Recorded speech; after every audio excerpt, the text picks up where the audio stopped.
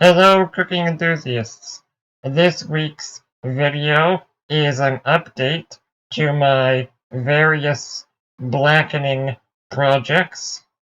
As a very quick review, black garlic is often referred to as some form of fermented garlic, but is actually a purely enzymatic process wherein garlic is kept at a relatively high temperature and humidity for several weeks.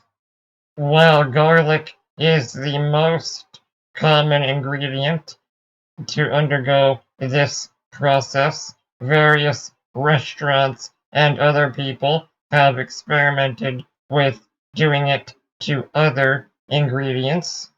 There are various pre-made and custom-built systems for keeping temperature and humidity relatively controlled. I have avoided controlling humidity by simply vacuum sealing all of the ingredients that I'm processing.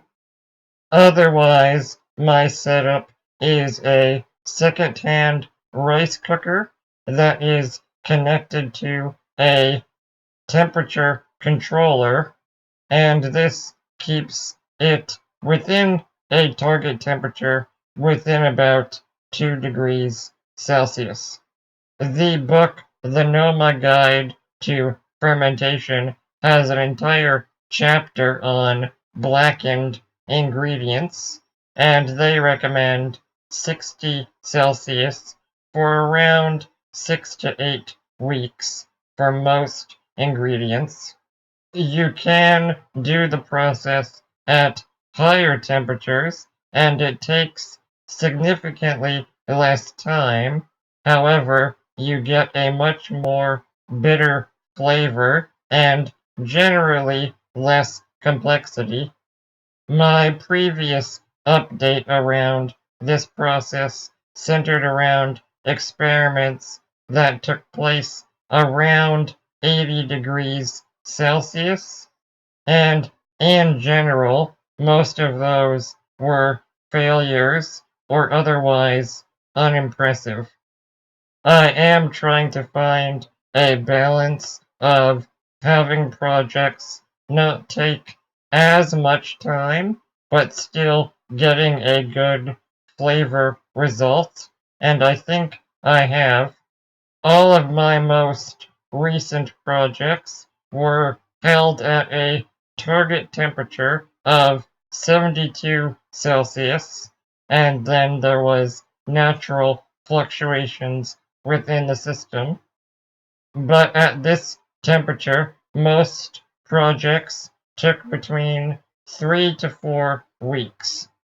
I did finally make actual black garlic, and I will get to that, but first I want to discuss a few of the other things I put through this process.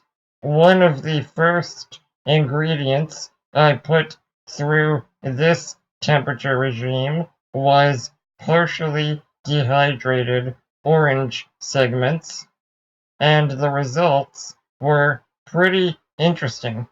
The texture held up a little bit, and the flavor was almost caramelized prunes mixed with a little bit of orange liqueur.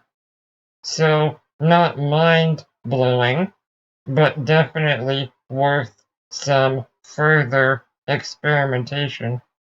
I also did blueberries and cherries, and the results were sort of what you expect. The texture broke down quite a bit, and they tasted slightly caramelized, although it was interesting because you were able to get notes of both the caramelized fruit and the raw fruit simultaneously. So in general, fruit is something I want to play around with more, maybe even at a slightly lower temperature range. But now, let's finally talk about the garlic. I'm sure if you go all the way down to around 60 Celsius, you can get even potentially better results.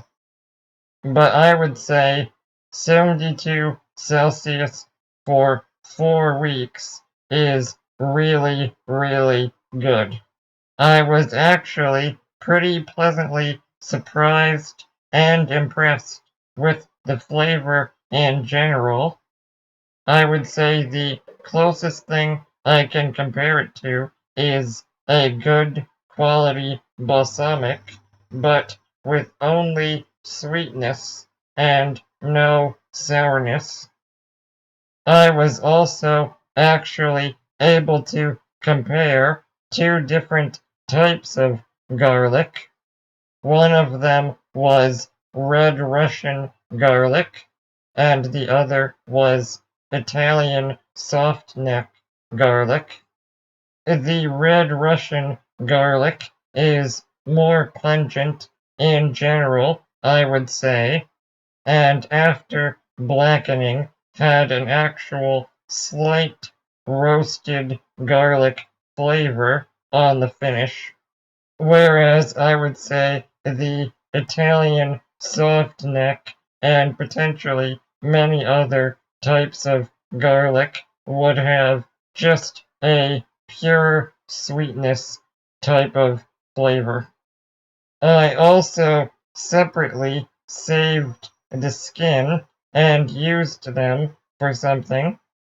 They contained a surprising amount of flavor and tasted more like smoky actual garlic.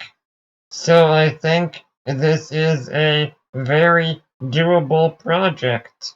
I recommend getting a proper temperature controller, getting a second-hand rice cooker or slow cooker, using a vacuum sealer, working with the 72 Celsius temperature range, and get the highest quality garlic you can.